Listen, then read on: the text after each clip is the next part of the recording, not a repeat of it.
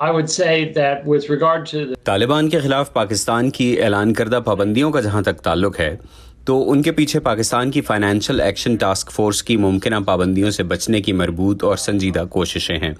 میرے خیال سے پاکستان کے فائنینشیل ایکشن ٹاسک فورس کی گرے لسٹ سے نکلنے کے لیے یہ لازمی ہو چکا تھا اور پاکستان کے پاس اس کے سوا کوئی چارہ نہیں بچا تھا۔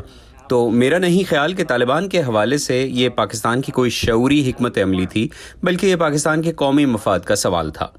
ایمبیسڈر، ایک طرف تو پاکستان افغان طالبان پر پابندیاں لگا رہا ہے اور دوسری طرف پاکستان کے طالبان کے ساتھ تعلقات، اس میں اسلام آباد کی کیا حکمت عملی ہے؟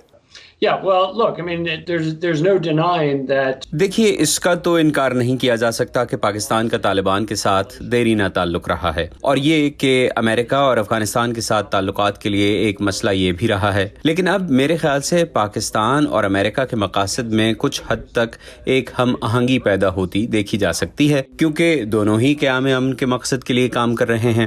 ملا برادر اور طالبان پولیٹیکل کمیشن کے حالیہ دوروں سمیت پاکستان کی اوور آل پالیسی کی تشریح بھی میں اسی طرح سے کروں گا۔ اس ملاقات سے پہلے پاکستان کے محکمہ خارجہ کی جانب سے جاری کیے گئے بیان میں کہا گیا کہ طالبان کے ساتھ ملاقات کا مقصد ان پر افغان حکومت کے ساتھ مذاکرات کے لیے زور ڈالنا ہے۔ یہ ایک اہم پیغام ہے، کیونکہ طالبان کو تو بہت عرصہ پہلے مذاکرات کی میز پر آ جانا چاہیے تھا، لیکن ان کے زیادہ تر مطالبات پورے ہو چکے ہیں۔ امریکی افواج کے انخلاء کا ٹائم ٹیبل دیا جا چکا ہے اور ان کے مطالبے پر زیادہ تر طالبان قیدی بھی رہا کیے جا چکے ہیں، اور یہ وہ پیغام ہے جو پاکستان انہیں دے رہا ہے۔ But at the same time, قیدیوں کی رہائی کے معاملے پر انٹرا افغان مذاکرات شروع نہیں ہو پا رہے۔ کچھ قیدیوں کی رہائی پہ تحفظات ہیں آسٹریلیا اور فرانس کو۔ اب یہ مسئلہ آگے چل کر کیسے حل ہوگا؟ It's important to remember what the text of the Doha Agreement said. اس کے لیے دوحہ معاہدے کی یاد دہانی ضروری ہے جو 29 فروری کو طے پایا تھا۔ اس کے مطابق امریکہ افغانستان کی حکومت کے ساتھ 5000 تک قیدیوں کی رہائی کے لیے کام کرے گا۔ یہ تعداد 5000 نہیں بلکہ 5000 تک ہے، اور میرے حساب سے اب تک 4680 کو رہا کیا جا چکا ہے۔ یہ تعداد 5000 کے بہت قریب ہے۔